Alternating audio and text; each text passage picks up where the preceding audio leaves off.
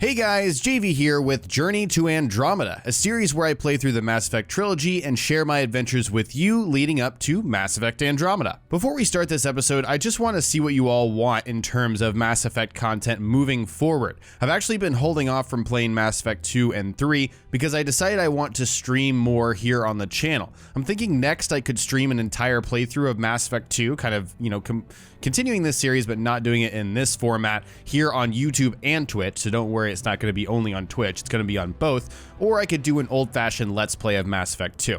I'm personally leaning towards streaming since I played the games before. I don't have that fresh kind of perspective like it would be with a traditional Let's Play, and I can stream for multiple hours, and that works better than posting a billion Let's Play videos. So let me know what you guys want me to do with Mass Effect 2. I'll read what you're thinking, and then we'll start as soon as possible. Since the last episode of Journey to Andromeda, I actually finished the original Mass Effect, so we're picking up right where I left off in the last episode, which is right after killing Matriarch Benezia on Noveria. So that leads us to Virmire, and Virmire is really just a classic mission in Mass Effect. It's very memorable, you've got some very tough choices to make, and luckily I remember almost everything about Virmire point for point. As I was making my way to the Salarian recon team, I panicked when I realized I had to deal with Rex in this mission. Of course, you've got that point where Rex is like, no, the genophage is here, I don't want you to destroy it. And the cure for the genophage, that is. And luckily, I did have 8 charm already with my Shepard, so I was able to convince him to back down and not have that situation escalate and have a dead Krogan on my hands. After that point, you have to make a decision whether to send Kaidan or Ashley with Captain Kirrahe and his Salarian team. I sent Ashley, and again, I've kind of adopted this mindset in this playthrough of I don't really like Ashley or anything that comes out of her mouth, so I'll just kind of send her off on her way. Unfortunately, throughout the mission, I didn't save Kirrahe. I don't think I lowered the defenses or something. I missed a console. I kind of wonder why I didn't. I don't know what happened there. It's not like I was rushing through or anything, but I didn't save Kirrahe, which kind of made me feel bad. You face a lot of Geth in this mission. It's essentially a gauntlet, and I think it's fairly easy, though. I'm not playing on, impossible, insane difficulty or whatever it is, but it's fairly easy as a Sentinel. You've got those tech tools, overload, sabotage, and then I have Garrus with me as well, who's got his own set of tech tools, and I think he has damping as well, and so that definitely helped me get through. Of course, you have that classic choice of choosing Kaidan or Ashley when you finally get to where you need to be and plant the bomb, and I always used to pick Ashley. I always used to leave Kaidan behind, and he'd be dead, and that's where he'd end. Kaidan and his existence in the trilogy would end on Virmire every single time for me. But this time, I chose Kaidan over Ashley for the same reasons that I've kind of described in this series. I'm just not a big fan of Ashley. And so the next big decision you have to make is with Rana Thanoptis, who is an Asari scientist who worked with Saren, but she admits she's kind of been indoctrinated and she wasn't really doing it, in her own will. So I did let her escape. I did the, normal Paragon decision there. And then the very next part is meeting Sovereign for the first time, and I swear this moment is just as chilling as ever. It truly holds up as an amazing sci-fi moment in any medium for me, and it's just this overwhelming gravity of the situation that you realize centers around Shepard.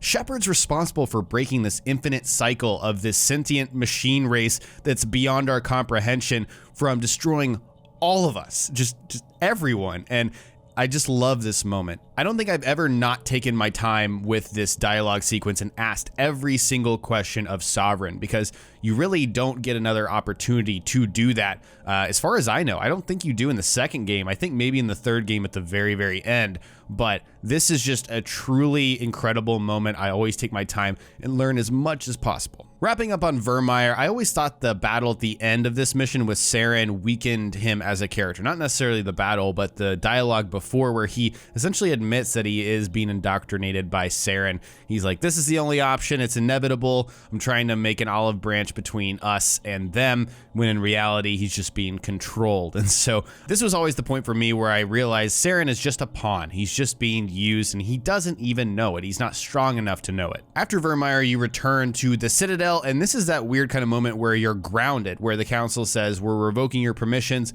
it's not safe to send you out there, we're letting us handle this. And it's kind of a silly situation to ground Shepard. Obviously it's a silly situation knowing what Shepard goes on to do after this. But what I do like about this moment is that it sets up a great part with Captain Anderson. And Captain Anderson, of course, had the Normandy taken away from him and given to Shepard as a Spectre and all that. But this moment is when Captain Anderson gives you an ultimatum. He's like, I can get you out of the Citadel and you can go through the Mu Relay, continue your mission. And it's either I'm going to, I think, go through like Citadel security and try to throw some master switch, or go to, Ambassador Udina's office. And I always choose that option. I don't think I've ever chosen the other option because it never really made sense. And so I just love the cutscene of watching Captain Anderson storm in there, just suck Ambassador Udina in the face, who's always been an ass. And I think this just reinforces the idea that Captain Anderson is such a badass, and he always is throughout the series. After getting the Normandy back, it was time to go through the Mu Relay and get to Ilos. And I always found it very compelling to be on a Prothean planet. And you learn what happens to the Protheans through this VI who I think they just loaded a bunch of knowledge onto or something along those lines, and then he shares it with you. And it's another one of those giant epiphany moments where you learn about this ancient race who did deal with the Reapers, and you try to gain that knowledge in order to help Shepard finally end the cycle. And it's very cool to learn that they had to prioritize the top scientists, the top Prothean scientists. They lived for years even though they knew that they were doomed to try to help end the cycle. They had to let others die off of life support in order to support, those top scientists. You have the revelation that the conduit, which you've been chasing, is the relay to the Citadel, which is absolutely insane. And then you get to kind of run the gauntlet at the end and finally take that up. And you also learn that the Citadel is a large relay for Reapers to return from dark space. And you learn that the Keepers, which is these weird alien guys that have always just been hanging around the Citadel, open the relay for the Reapers to return. Fortunately, the scientists have altered that signal to prevent that. But of course, as we know, Saren takes things into his own hands and manually opens the relay at the Citadel. And so after you learn all this information, once again, it's just so interesting. You run that little gauntlet, finally make it to the conduit, which shoots you back to the Citadel, and this essentially starts the end of the game. The end of this game always sneaks up on me because I always feel like Pharos, Novaria, and what is that other starter planet? Well, you recruit Liara. I always thought that first part of the game was really only the first, quarter, and in reality, it's like more than half. Once you finish all of that, you're more than halfway done with the entire game. Of course, we're not counting side quests and all of that, but it really does sneak up on me quickly. When you're at Virmire, when you complete Virmire, you are really down the home stretch of this game. Anyways, once you get through the conduit, you're back in the Citadel, and it's always weird to find the Citadel in ruins. It's this kind of paragon of diplomacy where all these different races work together and whatnot, but finding it in ruins is an absolute shocker, and it was for the billionth time that I experienced it. And it's so cool. The set piece of climbing up the exhaust plane because you can't get up there otherwise the elevator doesn't work is a fantastic set piece. And there's some epic battles with Geth destroyers and juggernauts and Krogan that are running at you. Fortunately, I have biotic lift, and so I was able to lift a lot of those enemies up and out and just take them out of the battle. It also helps that a lot of the engagements that you get into are long range, and I have Garrus, and I maxed out his assassination talent and put on the best sniper rifle I could get for him, and he was just one-shotting a lot of the enemies as well. This playthrough is on normal, but I did die about 3 times by rockets, and rockets and explosions in general are always the things that get you in this first game because they move really awkwardly. They move slowly. They're like a slow-moving projectile. You don't see them, and when they're finally there, it's way too late, and they just blow you up. So that did kill me a few times, but it really wasn't the enemies. It was more just these random rockets coming from these turrets out of nowhere. After surviving the exhaust plane, I got up to, where the council presides, and that's where Saren is. You find Saren there. And because, again, I maxed out Charm, I was really working on that my entire playthrough, I was able to convince Saren that he was wrong, and he went ahead and killed himself. He apologized and then shot himself in the head because he realized he was too far gone. And that was also a very powerful moment for me because, like I said, I was disappointed in Saren before because he was indoctrinated and didn't realize it.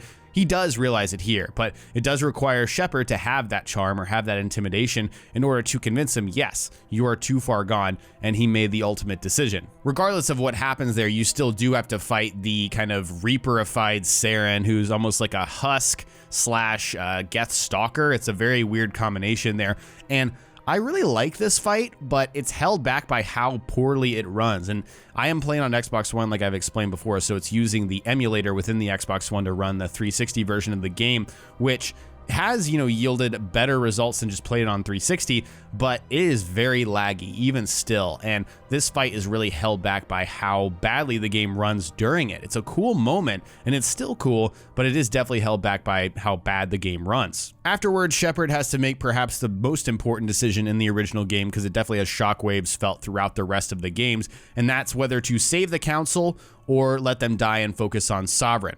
And I chose to save the council because that is the Paragon decision, and they all survived, and so that was all good and great. But it is interesting when you don't choose that. Udina survives, and then you kind of have a decision. I think you can run an all-human council, or you can have Udina just be the leader of another council. And so there's some interesting decisions there, but I did decide to save the all-alien council. And consequently, because I did make that decision, they decided to promote a human to the council. And I didn't make that decision. I think it's pretty obvious you want to choose Udina because Captain Anderson doesn't like that job. He doesn't want to be a part of that.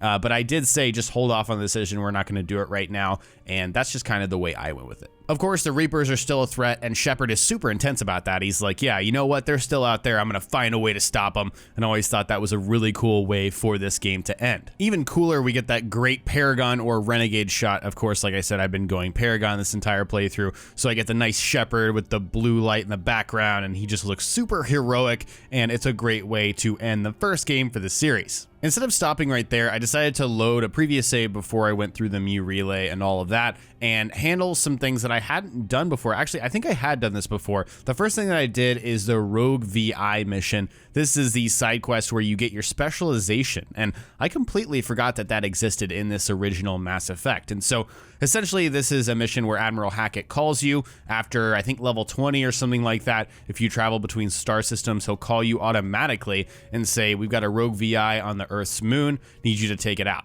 This is a truly terrible mission. It does unlock that specialization, which is really cool. I chose the Bastion specialization for my Sentinel, but it's a really bad mission because there's very little interactivity. There's not even music when you're going through and deactivating all of the VI components on the moon. It's just really bad. It's very characteristic of the majority of the side missions in the original game. There are a few diamonds in the rough, but this one is definitely not one of those. The final thing I wanted to do before moving on from the original game is play the DLC. I had not played Bring Down the Sky or Pinnacle Station. I decided to skip Pinnacle Station because a lot of people think it's just not worth your time. And so I picked up Bring Down the Sky for only $1, which is nice. I feel like Microsoft are the ones who are just going to leave DLC on stores that are 10 years old for like $5-10, but got it for $1. I'd never played Bring Down the Sky before, so it was a very fresh experience, and this is what introduced the Batarians, and they look just like they do in Mass Effect 2, and of course that makes sense because they came from Mass Effect 1 and they were originally in Mass Effect 1, so